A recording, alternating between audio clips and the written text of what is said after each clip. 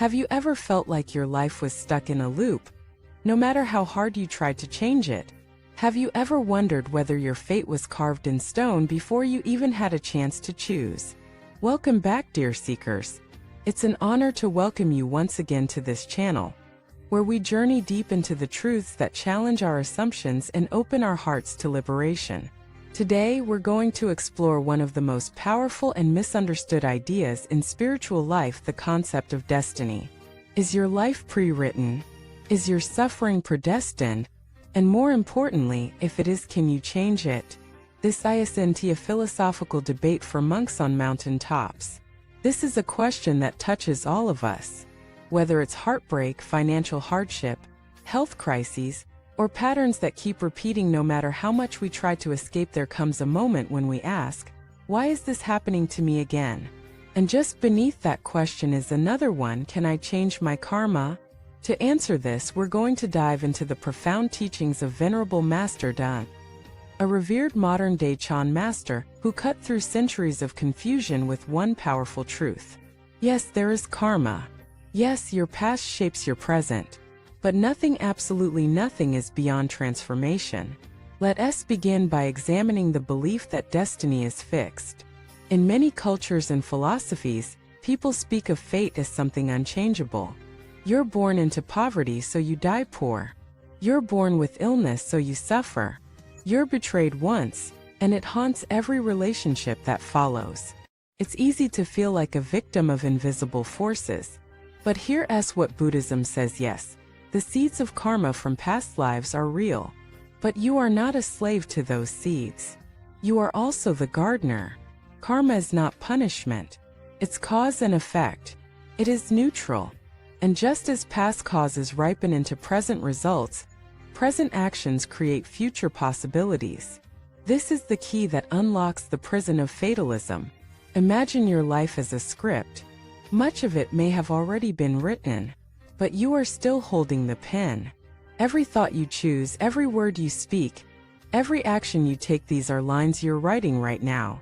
Master Dan teaches that there are specific ways to transform karmic patterns, not just spiritually, but energetically, karmically, and psychologically. Let us explore them deeply. The first is sincere repentance. This doesn't mean guilt. It means awareness. It means sitting quietly and acknowledging, yes, I've made mistakes. Some were small, some were great, but I see them now, and I choose differently. This is not weakness. This is power. Because to change your life, you must first reclaim authorship of it. There is a powerful practice in Pure Land Buddhism where practitioners chant the name of Amitabha Buddha while contemplating their past errors, not to wallow in shame, but to dissolve the karma with light. Light dissolves darkness, not force, not denial. Light. The second tool is changing your thoughts. Master Dan said, a single thought of compassion can uproot thousands of seeds of anger.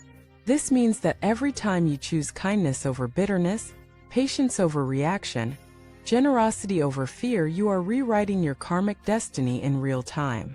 It's not dramatic. It's subtle. You walk into a meeting and smile instead of criticizing. You listen to your child without judgment. You donate anonymously. You apologize sincerely. These are not small things. These are karma changers. And here's where it gets mystical. Dan often spoke of how people who began to practice sincerely chanting, meditating, reciting the Buddha's name would find their lives shift in almost magical ways. Jobs would appear. Old illnesses would ease.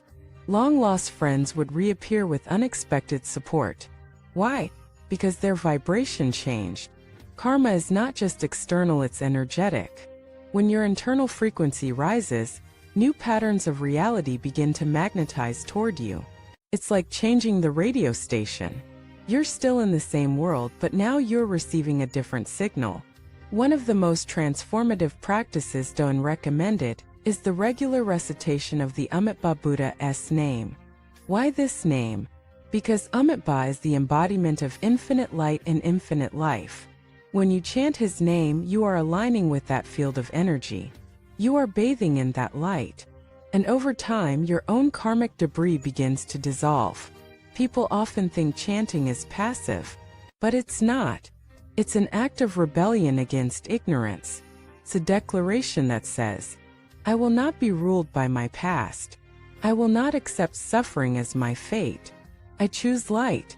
I choose transformation.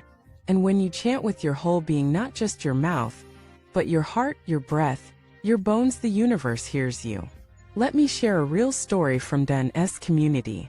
A man in his 40s came to the temple. He was bankrupt, divorced, and battling cancer. He said, I must have horrible karma. I guess this is my fate. Dun looked at him and said, no, this is your turning point. He was given a simple regimen: chant Amitabha's name for 2 hours every day. Reflect on past actions. Dedicate the merit to all beings. First it felt pointless, but he persisted. After a month his face changed. Softer, brighter. After 3 months his pain began to ease. After 6 months he received a call from a former friend offering him work. After a year, he was back on his feet, not just financially but spiritually. He said, I was born again.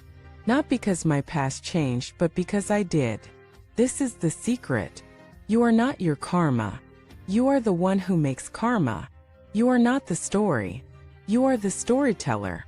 And every day you wake up is a blank page. Of course, not everything will shift overnight. Some patterns are deep. Some debts are heavy. But even the deepest well can be filled one drop at a time. And sometimes just the intention to change is enough to begin. So what can you do today? Start small. Light a candle. Bow to the Buddha. Chant one mala of Amitabha's name. Reflect on a pattern you want to change, be it anger, fear, addiction, loneliness, and dedicate your practice to transforming that seed. Do this not as a duty, but as a sacred act of authorship. Say to yourself, my past brought me here, but I decide where I go next. And let that become your mantra. Let it become your morning breath and your evening whisper. Let it be your anchor in storms and your flame in the dark. And know this, you are not alone. Every awakened being in every realm is cheering you on. Every chant echoes in the unseen. Every thought of compassion becomes a star in your sky. So write your life. Write it with devotion. Write it with courage. Write it with the ink of merit and the paper of intention. And when the old story tries to pull you back, smile and say, that chapter is over. I'm writing something new. Thank you for watching this video. If you've ever experienced a shift through spiritual practice, share your story in the comments. How did you rewrite your karma? What tools helped you? Let us support each other as we reclaim the pen of our lives. Don't forget to like, subscribe, and share this channel with anyone who feels trapped by their past. Until next time, may your karma be light, your path be radiant, and your future written in the language of awakening.